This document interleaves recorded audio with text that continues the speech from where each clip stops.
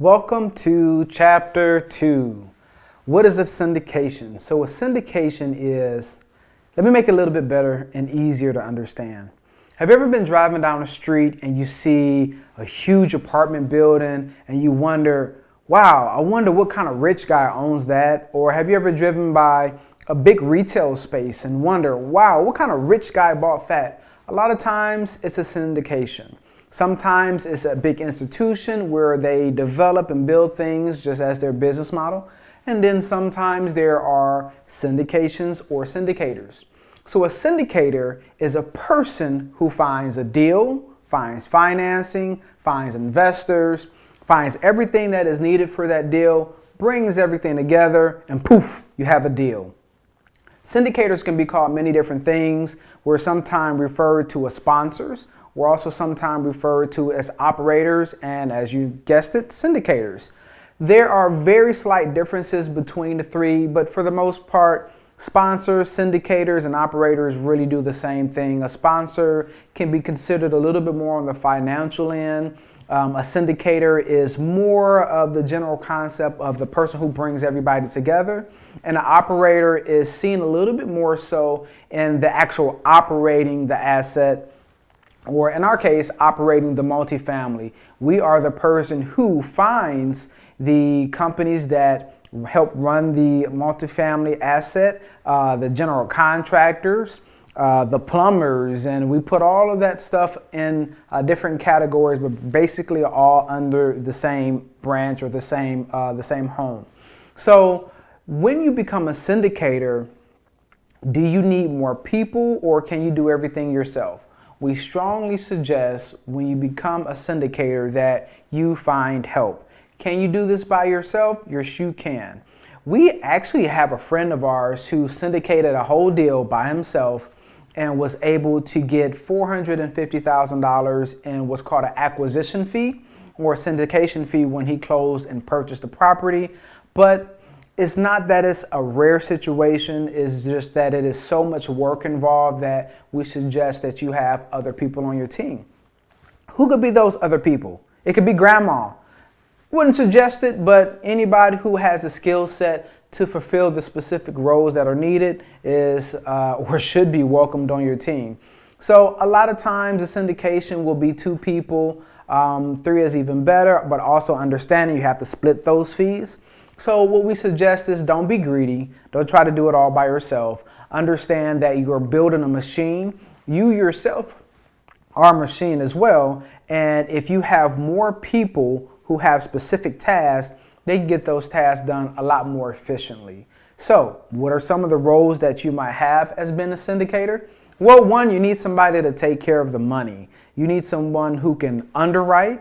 You need someone who can go find the money. You need someone who can put everything together and kind of look at the big picture. That will be more so of the underwriter.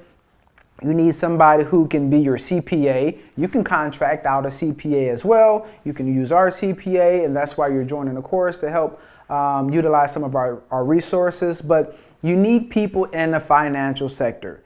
If you have a degree and you are a professional CPA, go ahead and use your skill set to your advantage. The next thing is, or the next person is, you need a face, because what you'll learn later in the other two chapters, one being how to find investors and the other one being marketing and branding, you need somebody to be the face of the company. Guess who's the face of this company? I am. I do have partners and I love my guys, and they have chosen me because I talk the most in the group and I'm used to being in front of people and in front of the camera, that I'm the face of our company. So typically when you see Dimensional Capital Partners, you will probably see me and see my face, but understand I have an amazing team behind me and a lot of people that help make this work. So one, financial person, which is really split into a multitude of different categories. The second thing is you have the face, the marketer, the person who's running a podcast. And then in that, you can also split that in between the financial sector and you have a position what's called investor relations. So investor relations, or the director of investor relations, or whatever fancy title you want to give that person or yourself, is someone who understands the numbers well enough to speak to investors, but is also a friendly enough person where they can have great communication with the investors to be able to explain and expound, hey, this is what we found, these are the returns that we're getting, and be able to explain the numbers, but be a good people person.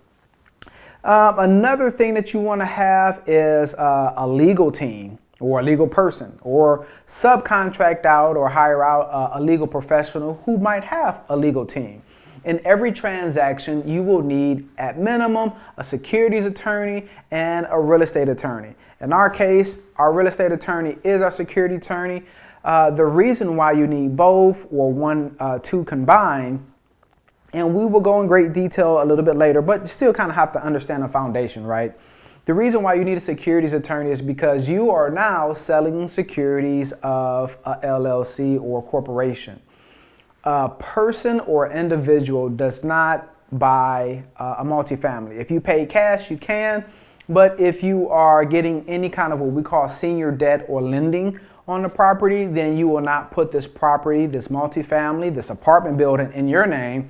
You will put it in the name of a company. Well, when you go pull money or ask for money from your investors, you sell them shares of stock in that company, and that's what gives them equity. So you need a securities attorney to help write your purchase, your sale agreement, and that is the document that you give to the seller and or the broker. You also need the securities attorney or an attorney for the PSA, purchase sale agreement. You also need a securities attorney to write the PPM, which is a private placement memorandum. And there are other documents as well that your attorney can help you with. The LOI, which is the letter of intent, you don't necessarily need an attorney, but if you have one, or if they're on your team, or guess what, if you're part of our program, you'll have access to that as well. So find a great, amazing team who is really good at the task and the roles and the hats that you put them under, because they will make or break your deals. They'll make or break your team. If you have someone who is getting deal flow is basically the concept or the act of getting deals. How do you get deal flow? Well, you call brokers, you call wholesalers, you call individual sellers, you go door knocking. Remember driving for dollars back in chapter 1, the introduction to multifamily. As you're doing all those things, you'll start getting what's called deal flow. You'll be able to check your email, check your text messages, and hopefully you'll get 20 or 30 deals a day, which I get about currently to this day, about 20 or 30 deals. Some days are smaller and it's only 2 or 3, and then other days my email is blowing up. But you want to have a lot of deals to underwrite without having that communication to the sellers, brokers, sellers themselves, wholesalers, or friend of a friend who is selling a property. You won't have the deal flow. Without the deal flow, you can't underwrite to see if it's a good deal. Without having good deals, you can't present any amazing returns to the investors. So remember, back in chapter 1, we are creating a machine. You are a machine. But first and foremost, your company, your baby is your machine. And it needs to be working and very well lubed and operating as well and as efficient as possible. So again, what is a syndication? A syndication is a person or a group of people who are looking for deals to pull together the financing, to pull together the money, the investments, the deal itself, making sure it's a great deal. That is called underwriting, looking at the numbers, and then packaging everything together and presenting it to your investors and making money and enjoying this amazing passive income that we have. So I'm so excited. Again, this is the Syndicate program. We have so much information. You're only seeing the easy, cool, free stuff right now. This stuff will be marketed to anyone who is interested in taking a sneak peek into our program and what our program has to offer. But we haven't even begun to scratch the surface. We have how to write a LOI, how to submit and how to construct a purchase sell agreement.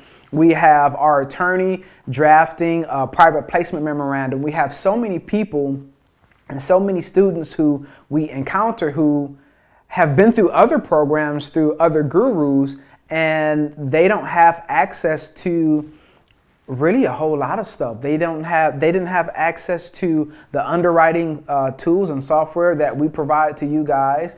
They didn't understand in depth what a private placement memorandum was, a PPM. They didn't know how to speak to specific investors a certain way. And what I mean by that is we deal with really two types of regulations from the Securities and Exchange Commission. We deal with a Regulation D, as in dog, 506B as in Bravo, and 506C as in Charlie. The 506C Charlie means that you can talk to any investor as long as they're accredited, but the 506B as in Bravo means that you have to already have some kind of relationship with the investor to be able to tell them about a deal. So what if you're getting into a deal, you're syndicating, because that's what we're talking about, right? You're syndicating a deal, you found an amazing deal, and you and your team said, hey, you know what, this will be better placed under the 506B, as in Bravo, regulation, or raising capital. And you go out and you meet somebody at Walmart and you say, hey, I'm an investor and I'm just out promoting, the asset that we have because it has such amazing returns and I'm excited. And you just give them all this information. Well, that is illegal because you have to have a pre-established relationship with that person. What does that mean? You don't need to know them for years. We like to have 3 to 4 points of contact before you present a deal. So it's not like, if you meet somebody, you have to wait some span of time. It can be done within a couple days, but that's all part of what the program is. So again, we're really excited. I'm always really excited because the information that we give literally turn people into millionaires. So are you ready to become a millionaire? If you are, get to chapter 3 and let's have fun and let's rock it out. I'll see you later, syndicators. This is the Syndicate program, and let's go to chapter 3.